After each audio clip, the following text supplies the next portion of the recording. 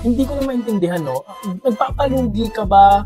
Isa na namang top performer sa price range na 2,500 pababa. By the way guys, ito na naman po yung 361 degree One Motion 2. Bali second version na to, no, nung isa sa mga top performer ko last year na One Motion 1. And dito ako magugulat kasi kala ko, yun na yung ceiling, yun na yung limit pag 2,000 pesos, 2,500, no? Yung pala hindi pa, in-improve pa nila sa ganung price point, parang in-stretch pa nila, no? Hinila nila yung limit ng posibleng na ibibigay nila sa 2,500. Nakakagulat guys kasi lamang ito kaysa dun sa dati. Unang-una sa aesthetic. Kung naalala nyo dati, may mga area pa rin na mukhang cheap. Oh. May mga area na mukhang affordable talaga. Mukhang budget. Which is budget. Sa budget shoes naman kasi talaga to, no? Kaso ito guys, hindi na ito mukhang budget shoes. Tingnan nyo naman na mabuti. Kasi, di ba? Tapos, marami pang colorway na magpipilian. Lahat yon on fire. Grabe. Ang pogi ng aesthetic nito. No? Yung shape niya, low cut lang pati, pero very versatile.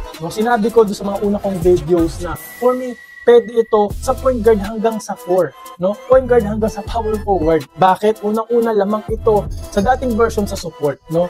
Very supportive. Ang laki ng TPU plate dito. Ayan, no? Ito nakikita nyo dito, no? Tinatawag nila itong quick balance. Ang laki ng TPU. So yung mga jab step, euro step, basta side to side mo, covered na. Lateral containment nito, top notch na kagad, no? Plus, meron pa itong torsion plate. Ito, ang laki. Hanggang dito, guys. Ang laki ng torsion plate. So, torsion support, iwas na pillow, covered na kagad. Yung torsion plate nila, tinatawag nilang motion zone, no? Arch support na rin yun guys, no? One piece arch support na rin. So kung flat footed ka, okay ka gamitin ito. Plus, yung uppers nga upgrade din, no? Twisted knit uppers na po yung ginamit, no? Ito very breathable na. Makikita mo ang kulay ng medyas mo dyan, no? Pero very supportive na uppers pa rin. Kasi knit pa rin nga. Hindi nila tinipid yung material dito, no? Grabe talaga. And ito talaga yung hindi tinipid. Kasi itong foam na to, nilalagay lang nila sa mga pinakamamahal ng sapatos. Kay Jokic, kay Aaron Gordon, sa mga premium shoes, which is yung Quickco Tech. Guys, finulent pa nila. Grabe.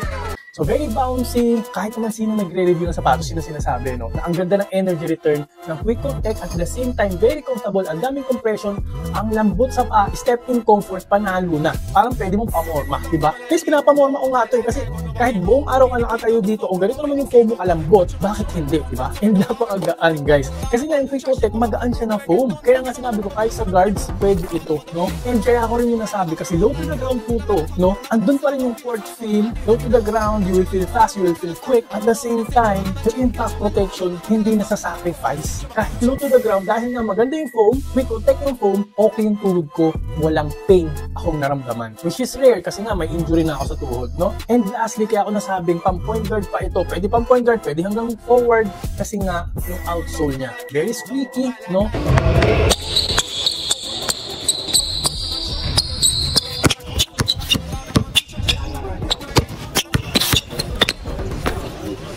And napakakapit. Top tier traction po ito sa ganitong presyo. Pero hindi pa doon natapos guys, no? Pwede pa ito sa outdoor kasi malalaki yung grooves, makapal yung outsole, matigas. So sa tingin ko, tatagal ito. Yung kailangan nyo lang ng isang sapatos, makaka-afford lang kayo, isang sapatos lang talaga, no? Ito na po yun. Isang sapatos. Pwede sa lahat ng surfaces and hindi po ako mapapahiya dito sa sapatos na to. For me, so far, top 1 po ng budget shoes itong sapatos na to. Top 1, no? So guys, kung interesado kayong ma-check to, no? Maglalagay naman po ako ng yellow basket. Isipin na po yan, one of the best investment po ito o itatry nyo. Hindi kasi mabubutas yung bulsa nyo.